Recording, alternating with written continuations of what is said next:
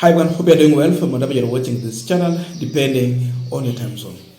Now, Jimmy Wanjigi has been accused by police officers that he had a hand in Gen Z's protest. There's been the issue of who is funding this protest that is so well organized.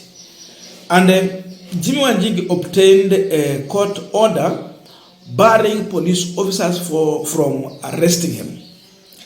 But despite the court order, the police officers today have proceeded to arrest Jimmy Wanjigi. Please don't be rough. Sir? Don't be rough with our client. You are assaulting in my... Let's go. No, relax. No, but relax.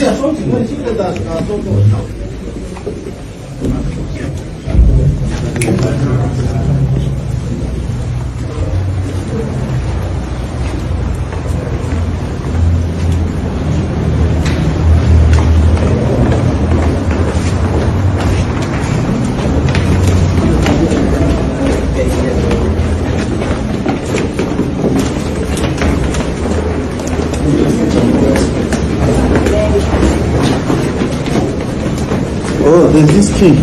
This way. Where's mine?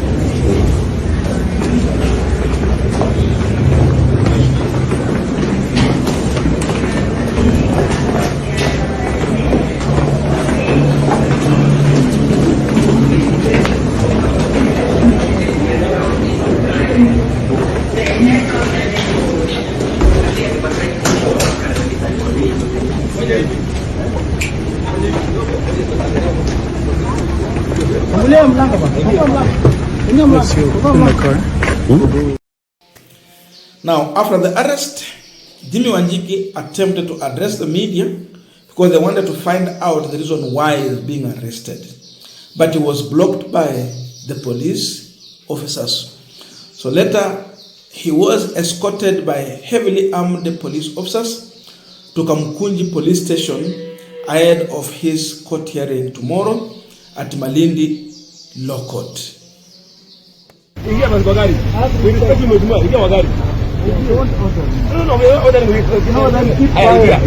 Keep quiet.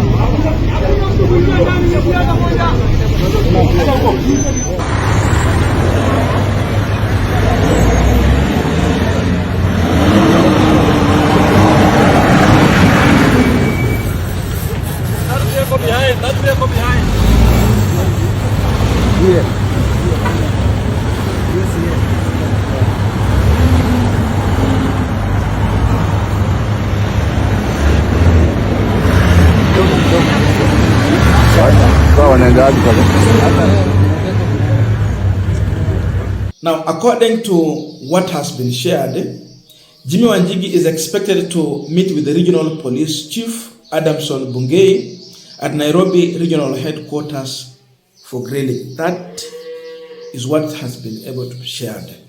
But despite this, Jimmy Wanjigi's lawyer, John Haminwa, addressed the media on this matter. And the issue is that police officers requested to meet Jimmy Wanjigi. So Wanjigi informed his lawyer on the same. And the lawyer's advice was that comply. Therefore, Wanjigi proceeded to go and comply by availing himself, which led to his arrest. Something that was, against what they had requested for. And here's the information from Jimmy Wanjigi's lawyer, John Haminwa. Dr. Haminwa, and I'm with my land friend here, Dr. Angela Muihaki. She works with me in my office of Haminwa Advocates. We received instructions from our friend, Mr. Jimmy Wanjigi, that the police wanted to meet him. We were not told specifically for what reason they wanted to see him at all.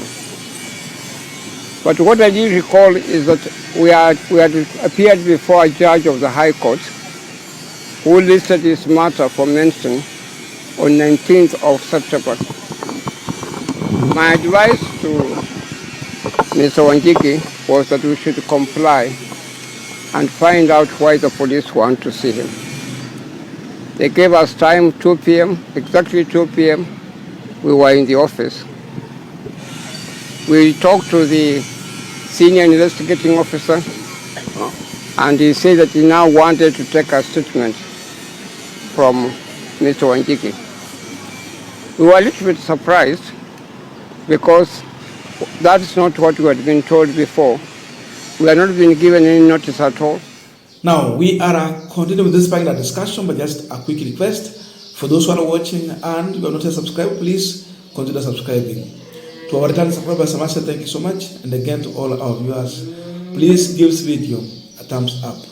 Thank you so much, and back to this discussion. Now, after this arrest, this is what the ODM Secretary General and the Nairobi Senator Edwin Sifuna had to share. I don't like Wanjigi, but I like court orders under the rule of law.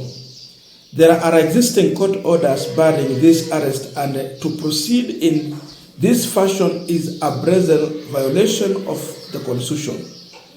The Kenya judiciary must stop this impunity by Ruto's regime and set free immediately he is presented to them. Of course, this arrest will end in presenting Jimmy Wanjigi before the court of law. So, Edwin Sifuna's advice is that the court should set Jimmy Wanjigi free because there was an order barring such kind of a move to arrest Jimmy Wanjigi. Now, I just ask myself one question. If the police officers and the Kenya Kwanza administration are the ones leading in breaking the law, what do you expect the common wananchi to do? Because now we are seeing police officer here, despite a court order, they proceed to break the law. Because what has been pronounced by the court, it is final. It is a decision. So if you are leading into breaking the same law, if you are violating the law yourself, whom would you expect to respect and uphold the rule of law?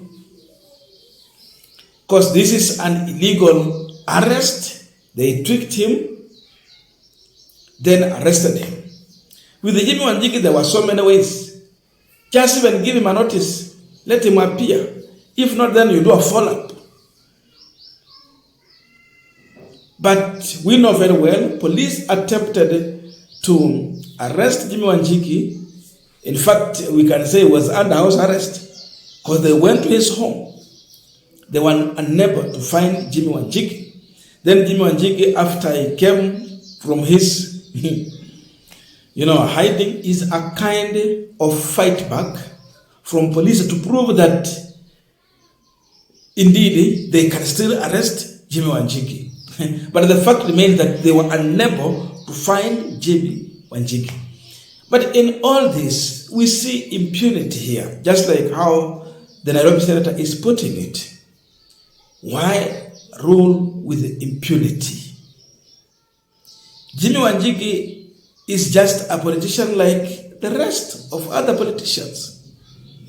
And by the fact that you are linking him to the protest that was led by youth in this country, definitely you make Jimmy Wanjigi to earn sympathy from the youth.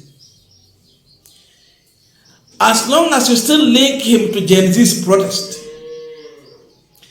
definitely Jimmy Wanjigi attracts the sympathy from Gen Z's. Kama hakuwa na umaarufu wowote kwa vijana, they will easily sympathize with him. So this arrest is a blessing in disguise for Jimmy Wanjigi. The more arrest you make on Jimmy Wanjigi at a time when the economy is failing and people are protesting about that, the more popular Jimmy Wanjigi becomes. So already Ruto is committing a political mistake in the favor of his opponents. So you are building Jimmy Wanjigi in as much you think you are humiliating him, you are intimidating him, you are literally strengthening and hardening Jimmy Wanjigi politically. Because when they come out from there, they will find something to say. Despite this, Jimmy Wanjigi has been in media houses, several of them, articulating on issues of our economy, how it has failed and how it can, and he has exposed so many things that has really been happening in this administration. So this arrest tells you the bitterness by this regime.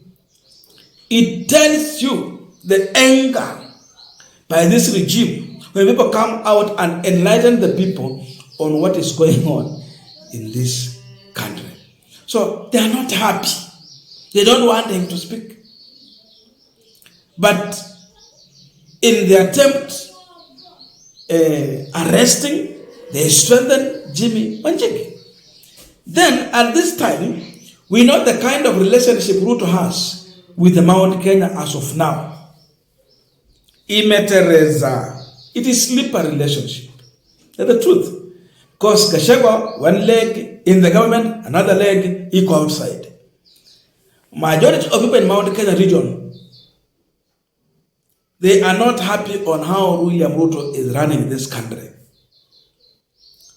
So you put this together, and we saw, a group of, women leadership in Mount Kenya region issuing a statement at Jimmy Wanjigi's home, warning the government from intimidating Jimmy Wanjigi. What do you expect? Sympathy from Mount Kenya. Kikuyus are going to sympathize with one of their sons because he has been articulating on issues of economy, something that is touching this country. Besides this, there's no serious issues that pushes this government to arrest Jimmy Wanjigi. Therefore, it is in order for him to attract sympathy from his own people that will feel that one of us is being intimidated for no good reason. Then we have the business community. They also sympathize with Jimmy Wanjigi because he's one of them. What do you expect? So in all this, in as much you think that Jimmy Wanjigi is the biggest loser, in my view, he is the biggest beneficiary of this. And this arrest is an attempt to silence them. But will it really achieve that? Seemingly, no. Jimmy Wanjigi cannot be silenced by this arrest. I don't know your views, but let us meet in the comment section to continue with this discussion. Thank you so much, and see you in our next video.